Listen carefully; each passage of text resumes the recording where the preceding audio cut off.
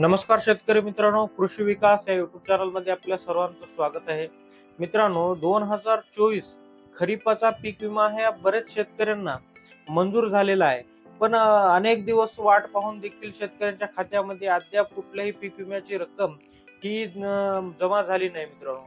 त्याबद्दल शेतकऱ्यांच्या मनामध्ये अनेक शंका होते की आम्हाला हे पीक विमा मंजूर साईटवर जेव्हा PMFBY साईटवर ज्या ज्या शेतकऱ्यांनी जाऊन आपले पीक विम्याचं स्टेटस बघलं, त्या ठिकाणी त्यांना पीक विम्याची रक्कम मंजूर ही दाखवली, पण कुठल्याही प्रकारचा त्यांच्या खात्यामध्ये पीक विमा जमा झालेला नाही. मग शेतकऱ्यांना वाटत होते की आपलं साईटवर पीक विमा तर मंजूर दाखवत आहे, पण आम्हाला अजून पैसे का मिळत नाहीत. याबद्दल बरेच शेतकऱ्यांच्या मनामध्ये मित्रांनो शंका होती. तर हे जे पीक विमा वाटप आहे त्याच्यासाठी काही निकष आहेत मित्रांनो. प्रत्येक शेतकऱ्याला ही पीक विमा मंजूर झालेला नाही. तर ज्या शेतकऱ्यांनी 2024 ला खरीपाच्या सीझन मध्ये जेव्हा त्यांचं सोयाबीनचं पीक होतं किंवा कोणाचं कापूस असेल, असं वेगवेगळे जे पिकं होते, त्या पिकामध्ये जेव्हा अतिवृष्टी झाली त्यांच्या त्यांच्या मंडळामध्ये, अतिवृष्टी झाल्यानंतर प्रत्येक शेतकऱ्याने मित्रांनो कंपनीला 72 तासाच्या आत ती कळवण्याची अट होती. खूप शेतकऱ्यांनी त्या ठिकाणी कंपनीला आपल्या भागामध्ये पाऊस झाल्यानंतर कळविल्यानंतर पीक विम्याचे प्रतिनिधी हे येऊन पंचनामा त्या ठिकाणी झाला आणि त्याच्यानंतर काही लोकांचे 80% नुकसान दाखविले, काही लोकांचे 70% दाखविले किंवा कोणाचं 90% त्या ठिकाणी ते पंचनामा करणारे कर्मचारी ते दाखिलेत मित्रांनो.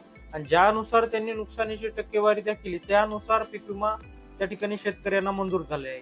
आता काही काही शेतकऱ्यांना असं झालेलं आहे की कंपनी काय म्हणते की तुम्ही जुलै महिन्यामध्ये जर तुमचं समजा कंप्लेंट केल्या तर त्या महिन्यातलेच आम्ही त्या ठिकाणी नुकसान धरू. काही लोकांनी सप्टेंबर मध्ये केले, काही लोकांनी ऑगस्ट मध्ये केले.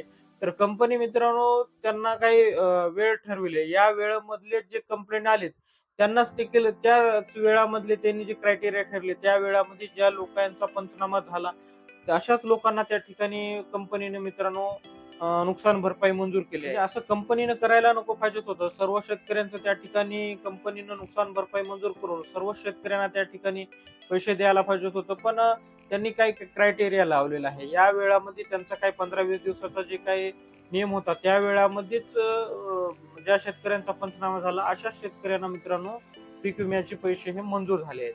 आता ज्या शेतकऱ्यांनी आपल्या PMFBY या साईटवर जाऊन पीक विम्याची रक्कम जर बघितली असेल तर त्यांना त्या ठिकाणी आपली रक्कम किती मंजूर झाली आहे तेवढी रक्कम मंजूर झाली असली तर तेवढी रक्कम त्याच्या खात्यात जमा होणार आहे मित्रांनो. तर आता हे साईटवर कसं बघायचं हे देखील मी तुम्हाला सांगतो. PMFBY ह्या साईटवर गेल्यानंतर खाली फार्मर लॉग इन म्हणून एक ऑप्शन आहे.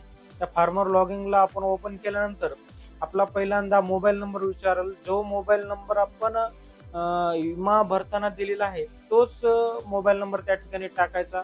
मोबाईल नंबर टाकून कॅप्चा कोड भरून जेव्हा आपण नेक्स्ट करतो त्याच्यानंतर आपला आधार नंबर देखील तिथं मागू शकते. आधार नंबर आपण टाकल्यानंतर आधारला OTP आल्यानंतर जेव्हा नेक्स्ट करतो त्याच्यानंतर आपलं ऍप्लिकेशन त्या ठिकाणी ओपन होईल मित्रांनो. नंतर मग मध्ये ऍप्लिकेशन या ऑप्शनवर क्लिक करून खाली आपण आपलं स्टेटस, आपल्याला किती विमा मंजूर झाले आहे आणि कशासाठी झालेला आहे हे त्या ठिकाणी दाखवते मित्रांनो. तर आता महत्वाचा मुद्दा आहे, हे ज्या शेतकऱ्यांना या साईटवर पीक विम्याची रक्कम दाखवित आहे त्यांना पीक विमा कधी मिळेल मित्रांनो. तर अशा सर्व शेतकऱ्यांना, ज्या ज्या शेतकऱ्यांना साईटवर पीक विमा दाखवत आहे मंजूर, त्यांची जी रक्कम दाखवित आहे ती सर्व शेतकऱ्यांना ती रक्कम 100% मिळणार आहे मित्रांनो. ती रक्कम मित्रांनो 11 ऑगस्ट ते 15 ऑगस्टच्या दरम्यान सर्व शेतकऱ्यांना ती रक्कम मित्रांनो 100% मिळणार आहे. कारण का 8 ऑगस्ट ते 15 ऑगस्टच्या दरम्यानचा वेळ सांगितलाय त्यांनी, पण 9 ऑगस्टला रक्षाबंधनची सुट्टी असल्यामुळे सोमवारपासून कदाचित म्हणजे 11 ऑगस्ट ते 15 ऑगस्ट या दरम्यान मित्रांनो सर्व शेतकऱ्यांना ती रक्कम मिळणार आहे. नांदेड जिल्ह्यासाठी 100 कोटी रुपये हे मंजूर झालेले आहेत. मग ते संपूर्ण रक्कमाची वाटप 11 ते 15 ऑगस्टच्या दरम्यान होऊ शकते अशी एक मित्रांनो शक्यता आहे. हीच महत्वपूर्ण अपडेट मित्रांनो आज तुम्हाला मी पोहोचण्याचा प्रयत्न केलेला आहे. असंच नवीन व्हिडिओ पाहण्यासाठी आपल्या कृषी विकास या चॅनलला नक्की सबस्क्राईब करा मित्रांनो. हा व्हिडिओ जास्तीत जास्त शेतकऱ्यापर्यंत शेअर करा. धन्यवाद.